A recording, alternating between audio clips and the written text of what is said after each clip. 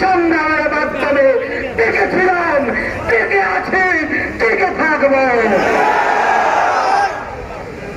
প্রায় শতাধিক মামলায় আমরা কারাগারে ছিলাম, 50 দিনের অধিক রিমান্ডে ছিলাম, 3 বছরের মতো কারাগারে ছিলাম।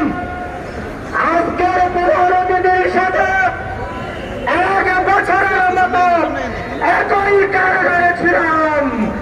আমাদের মধ্যে কোনো ভয় ভীতি শঙ্কা ছিল না। প্রত্যেকটি মুহূর্তে আমাদের নিঃশ্বাসের সাথে আমি তখতে উঠেছিল।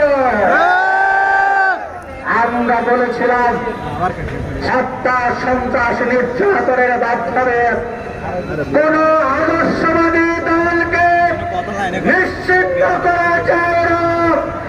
আজকে 25 সালের বাংলাদেশ তাই প্রমাণিত হয়েছে।